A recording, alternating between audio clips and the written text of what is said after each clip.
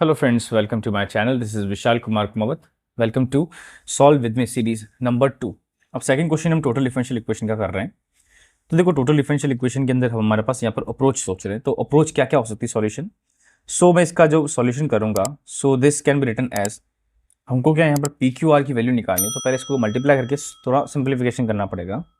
So this is A Y D X plus A X D Y minus Z Y D X minus X Z D Y plus में X Y D Y equal to 0.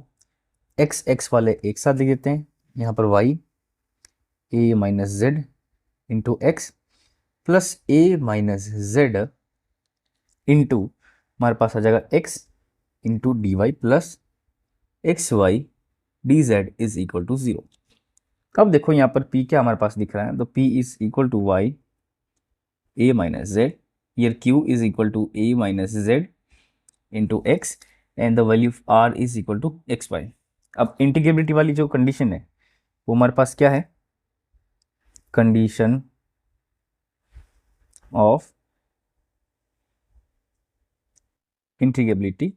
This is p del times of r with respect to y minus times of del times of q with respect to z minus times of q फिर r का x के respect में, फिर p का z के respect में plus r del q का x के रेस्पेक्ट में और p का y के रेस्पेक्ट में.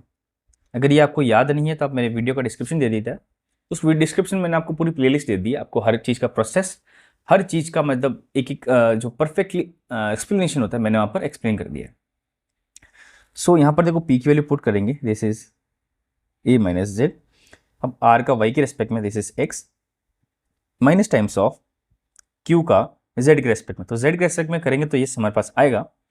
सो देखो यहाँ पर जब z के रेस्पेक्ट में करते हैं तो हमारे पास ये देखो equal to X A minus Z X होता है. तो ये माइनस एक्स हो जाएगा. तो माइनस एक्स होकर हमारे पास प्लस एक्स हो जाएगा. Minus times of q which is a minus Z bracket r का x के रेस्पेक्ट में, y माइनस p का z के रेस्पेक्ट में. p का देखो z के रेस्पेक्ट में करूंगा तो हमारे पास से आ जाएगा minus Y which is plus Y हो जाएगा, प्लस r का एक्स वाई, q का x के रेस्पेक्ट में तो ये आएगा a minus Z.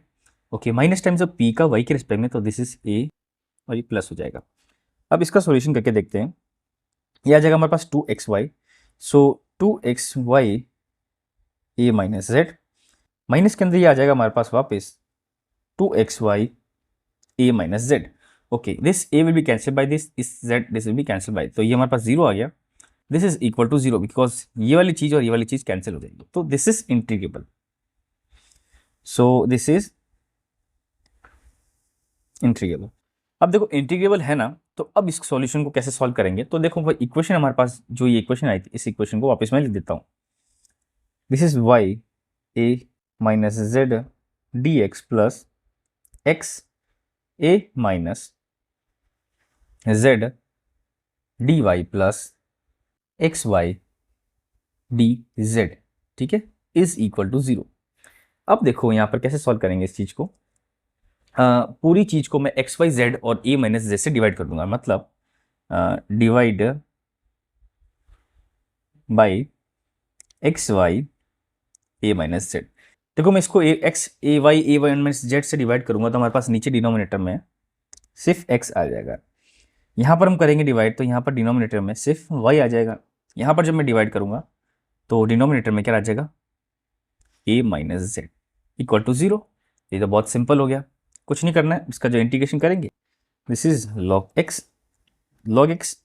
Plus log Y और ये minus times of log a minus Z. Because ये a माइनस जेड है, लेकिन इसको मैं माइनस बाहर लूंगा तो z माइनस a आ जाएगा.